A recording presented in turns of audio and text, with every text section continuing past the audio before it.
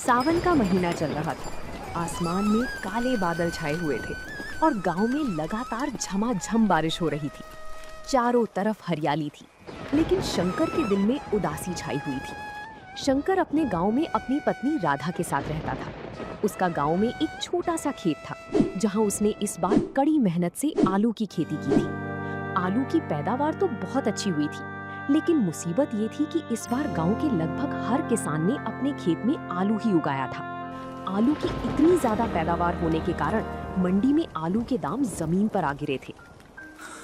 राधा, इस बारिश ने मौसम तो सुहाना कर दिया, लेकिन हमारे नसीब में जैसे सूखा डाल दिया है। इतनी मेहनत से आलू उगाए, सोचा था इस बार अच्छा मुनाफा होगा। आप इतना परेशान क्यों होते हैं? हर साल एक जैसा थोड़ी होता है। इस बार फसल अच्छी हुई है तो आज नहीं तो कल बिक ही जाएगी। अरे राधा, तुम समझ नहीं रही हो। मंडी का हाल देखा है तुमने? इस बार गांव के हर दूसरे घर ने आलू ही बोया था। मंडी में आलू का ढेर लगा है।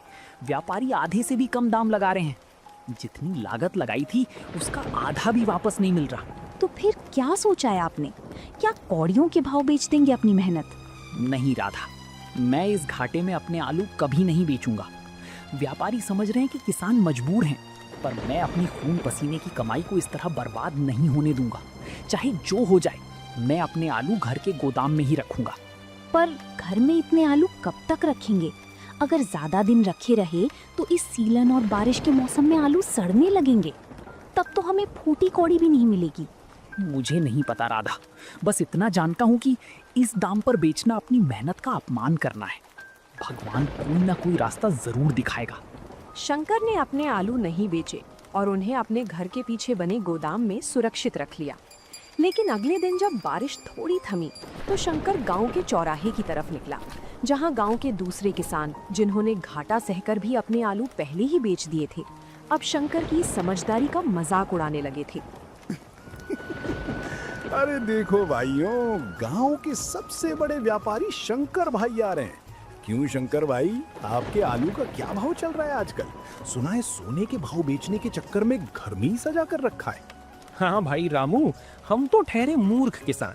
जो दाम मिला उसमें आलू बेचकर फुर्सत पाई। अब कम से कम हमारे पास अगली फसल के लिए पैसे तो हैं। पर हमारे शंकर भाई तो आलू के राजा बनकर बैठ गए हैं। रामू भाई, सुखिया भाई, तुम लोगों को मजाक सूझ रहा है, पर मैं अपनी मेहनत को कौड़ियों के दाम नहीं बेच सकता। तुम लोगों ने आधे दाम में बेच दिया, वो तुम्हारी मर्जी थी। अरे मर्जी नहीं, समझदारी कहते हैं इसे। अब इस बारिश के मौसम में जब तुम्हारे सारे आलू सड़ जाएंगे और उनमें से बदबू आने लगेगी, तब देखना कौन सा व्यापारी तुम्हारे घर आकर तुम्हें सलाम ठोकता है। सही कहा रामू। शंकर भाई, ज्यादा हवा में मत उड़ो, वरना जमीन पर आओगे तो बहुत चोट लगेगी। समय सबका बदलता है भाइयों। आज मेरा दिन खराब है तो तुम लोग हंस लो, पर मुझे अपनी मेहनत पर पूरा भरोसा है। शंकर वहां से बिना कुछ और कहे भारी कदमों से अपने घर की तरफ लौट आया। गांव वालों के ताने उसके कानों में गूंज रहे थे। उसे लगने लगा था कि शायद उसने आलू ना बेचकर बहुत बड़ी गलती कर दी है। अगली सुबह से मूसलाधार बारिश शुरू हो गई। शंकर अपने घर के बरामदे में बैठा हुआ था। तभी एक व्यक्ति हाथ में काला छाता लिए शंकर के घर की तरफ आया। राम राम शंकर भाई, लगता है आज इंद्रदेव कुछ ज्यादा ही मेहरबान है गांव पर। राम राम भाई, पर मैंने आपको पहले यहाँ कभी देखा नहीं। आप कौन हैं और इस तेज बारिश में यहाँ मुझसे मिलने कैसे आना हुआ? मेरा नाम माधव है भाई, इसी गांव के पास वाले पूर्वे का रहने वाला हूँ। पिछले कुछ सालों से शहर में था, वहाँ एक बड़े चाट भंडार पर काम सीखता था। अभी 2 दिन पहले ही गांव लौटा हूँ। अच्छा माधव भाई, बैठिए। पर एक बात बताइए, शहर की ऐश आराम की जिंदगी छोड़कर इस कीचड़ और बारिश में वापस गांव क्यों आ गए, और मेरे पास आने का क्या कारण है? मैंने गांव की मंडी में सुना कि आपने इस बार बहुत ही शानदार आलू उगाए हैं, लेकिन दाम सही न मिलने के कारण आपने उन्हें कौड़ियों के भाव नहीं बेचा। क्या ये सच है? हाँ माधव भाई, सच ही सुना है तुमने। पर अब वो मेरी समझदारी थी या बेवकूफ़ी, ये तो भगवान ही जाने। गांव के लोग तो मेरा मजाक उड़ा रहे हैं कि मेरे आलू सड़ जाएंगे। अरे उन लोगों की बातों पर ध्यान मत दीजिए शंकर भाई। उन्हें सिर्फ आलू बेचना आता है, उसका सही इस्तेमाल करना नहीं। आपके वो आलू ही हमारी तकदीर बदलने वाले हैं। शंकर माधव की बातें सुनकर हैरान था। उसे समझ नहीं आ रहा था कि जो आलू उसके लिए मुसीबत बन चुके थे, माधव उन्हें तकदीर बदलने वाला क्यों कह रहा था। माधव भाई जरा खुलकर बताओ, तुम्हारी बातें मेरे सिर के ऊपर से जा रही हैं। तुम मेरी आलूओं का क्या करने वाले हो? शंकर भाई, मैंने शहर में रहकर लाजवाब, चटपटी और एकदम करारी आलू टिक्की चाट बनाने का हुनर सीखा है। ऐसी चाट की जो एक बार चख ले उंगलियां चाटता रह जाए। मेरा ऑफर ये है कि हम दोनों मिलकर इस बारिश के मौसम में एक आलू टिक्की चाट का ठेला लगाते हैं। क्या? चाट का ठेला इस गांव में? माधव भाई, गांव के लोग 4 पैसे बचाकर घर में सूखी रोटी खा लेंगे, पर ठेले पर चाट खाने कौन आएगा? यही तो आपकी गलतफहमी है शंकर भाई। इस सावन के महीने में जब रिमझिम बारिश हो रही हो तो किसका मन नहीं करता कि कुछ गर्मा गर्म और चटपटा खाया जाए। शहर में लोग इस मौसम में चाट की दुकानों पर टूट पड़ते हैं। पर इसमें हमारा सौदा कैसे तय होगा? मेरे पास तो सिर्फ आलू हैं, ठेले की बाकी सामान के लिए तो पैसे ही नहीं है। बस मुझे आपके वही आलू चाहिए। आलू आपके होंगे और बाकी सारा सामान जैसे मसाले, चटनी, तेल और ठेले का इंतजाम वो सब मैं करूंगा। मेहनत हम दोनों की होगी और जो भी मुनाफा होगा उसे हम आधा आधा बांट लेंगे। बोलो भाई, मंजूर है? तभी राधा भी उनके पास आई और बोली, मुझे तो भाई साहब की बात में दम लगता है। वैसे भी आलू गोदाम में रखे रखे सड़ ही रहे हैं, कम से कम इस बहाने कुछ नया रास्ता तो खुलेगा। तुम ठीक कह रही हो राधा। ठीक है माधव भाई, मुझे तुम्हारा ये ऑफर मंजूर है। कल से ही हम इस काम की शुरुआत करते हैं। माधव का ऑफर स्वीकार करने के बाद शंकर के चेहरे पर कई दिनों बाद एक नई उम्मीद की चमक दिखाई दे रही थी। अगले ही पल दोनों काम में जुट गए। शंकर ने अपने गोदाम से सबसे बेहतरीन बड़े और ठोस आलू छांट कर निकाले। दूसरी तरफ माधव ने अपने पास जमा पैसों से एक पुराना ठेला किराए पर लिया और उसे साफ करके चमका दिया। अगले दिन की सुबह दोनों शंकर की घर की आंगन में खड़े होकर पहले दिन की तैयारी कर रहे थे। माधव भाई, आलू तो मैंने एकदम बढ़िया वाले उबाल दिए हैं, पर सच बताऊं अभी भी मन में थोड़ा डर लग रहा है। हमारे गांव में आज तक किसी ने चाट का ठेला नहीं लगाया। शंकर भाई, डर को तो आप भूल ही जाइए। जब इस कूटते हुए भुने जीरे, सोंठ और पुदीने की खुशबू इस ठंडी हवा में घुलेगी ना, तो लोग अपने आप खिंचे चले आएंगे। असली खेल तो इन मसालों और चटनियों का ही है। माधव भाई, मैंने आपके कहे मुताबिक पुदीने और हरी मिर्च की तीखी चटनी और साथ में इमली की खट्टी मीठी चटनी तैयार कर दी है। अरे वाह भाभी जी, आपके हाथों में तो सचमुच जादू है। चटनी का तीखापन और खट्टा मीठा स्वाद एकदम वैसा ही है जैसा शहर के बड़े बड़े चाट भंडारों में होता है। चलो, चटनी का इंतजाम तो हो गया। अब इन आलूओं का क्या करना है माधव भाई? अब इन उबले आलूओं को छीलकर अच्छे से मैश करके इनमें थोड़े गुप्त मसाले और थोड़ा सा अरारोट मिलाकर हम टिक्की के गोले बनाएंगे। इसके बाद चलेंगे सीधा गांव के चौराहे पर, जहां लोग इस बारिश के मौसम में कुछ गर्मा गर्म ढूंढ रहे होंगे। दोपहर होते होते बारिश की फुहारें और तेज हो गईं। मौसम एकदम ठंडा हो चुका था। शंकर और माधव ने ठेले पर बड़ा सा लोहे का तवा चढ़ाया, चटनियों के मटके रखे, पत्तलों का ढेर लगाया और ठेले को लेकर गांव की उसी मुख्य चौराहे की तरफ चल पड़े जहां अमूमन गांव वाले इकट्ठा होते थे।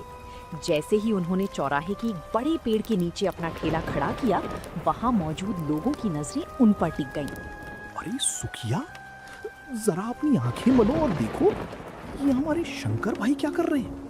आलू नहीं बिके तो क्या आप गांव के बीचों बीच तवा लेकर बैठ गए? राम राम शंकर भाई, ये क्या नया नाटक शुरू किया है? और ये साथ में कौन है तुम्हारे? शहर से कोई नया जोड़ीदार ढूंढ लाए क्या? राम राम भाइयों, ये माधव है, पास के ही पूर्वे का। और हम कोई नाटक नहीं कर रहे, बल्कि अपनी मेहनत के आलूओं से बनी गर्मा गर्म आलू टिक्की चाट का ठेला लगा रहे हैं। चाट का ठेला? अरे शंकर, तुम्हारा दिमाग तो ठीक है। गांव के लोग 2 रुपए की चाय पीने में 10 बार सोचते हैं, वो तुम्हारी ये शहर वाली चाट खाने के लिए पैसे खर्च करेंगे। रामू भाई, दाम की चिंता आप मत कीजिए, बस एक बार इस तवे से उठती खुशबू को महसूस कीजिए। इस ठंडे ठंडे सावन के मौसम में जब ये करारी टिक्की आपके मुंह में जाएगी तो आप दाम भूल जाएंगे। भाई, हमें तो नहीं लगता कि गांव में ये सब चलेगा। पैसे बर्बाद करने की अच्छी तरकीब सोची है तुम दोनों ने। चलो रामू, यहाँ बेकार में खड़े रहने का कोई फायदा नहीं है। रामू और सुखिया हंसते हुए आगे बढ़ गए। शुरुआत में कोई भी ठेले के पास आने को तैयार नहीं था। शंकर का दिल एक बार फिर बैठने लगा था।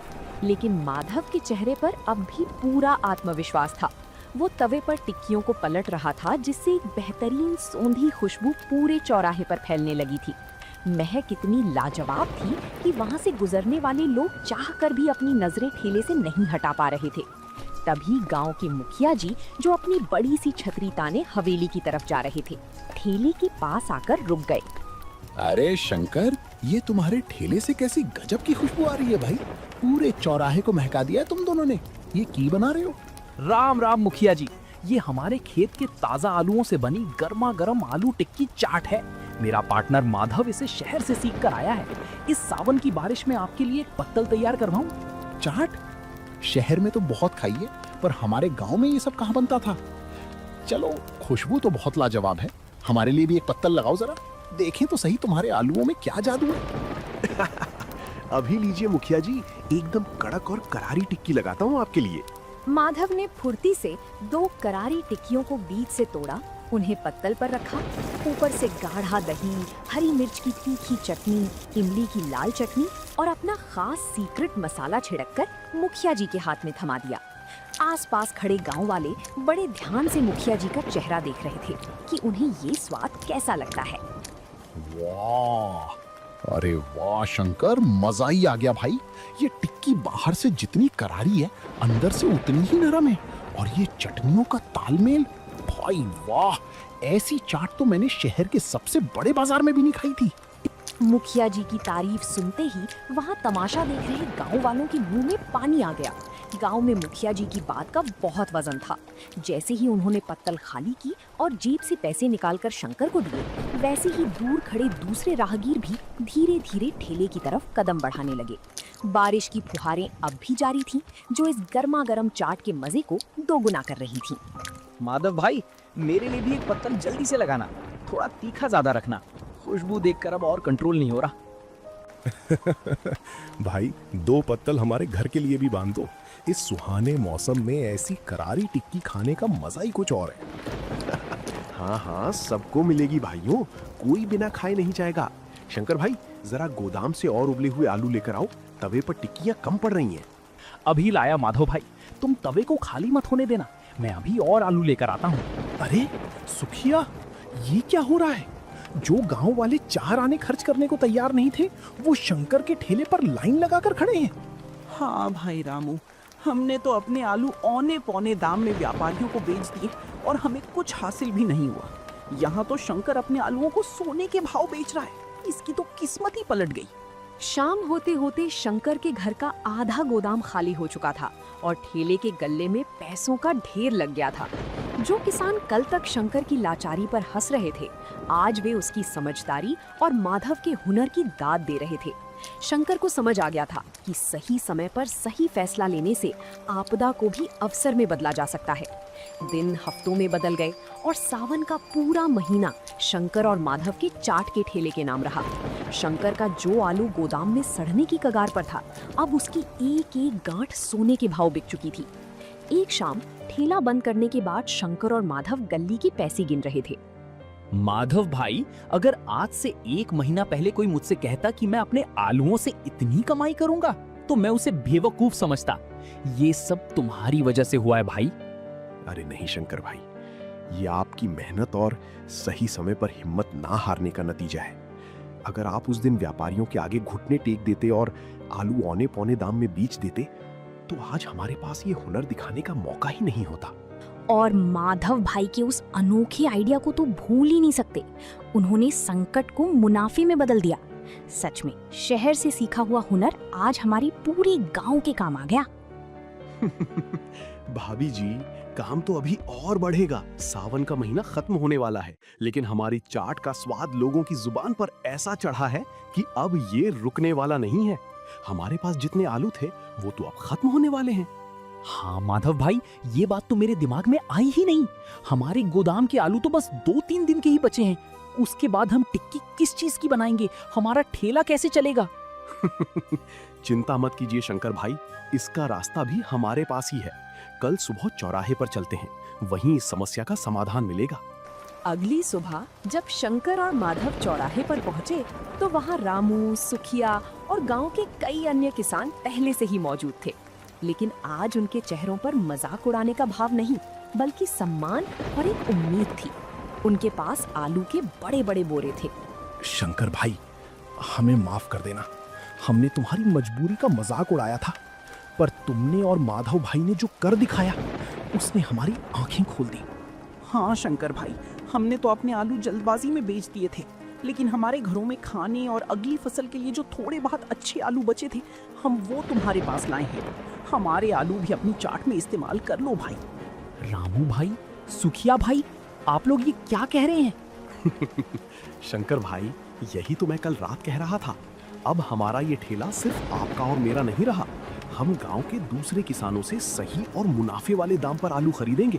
इससे हमारा ठेला भी चलता रहेगा और हमारे किसान भाइयों को उनकी मेहनत की सही कीमत भी मिलेगी। माधव भाई, तुमने तो कमाल ही कर दिया।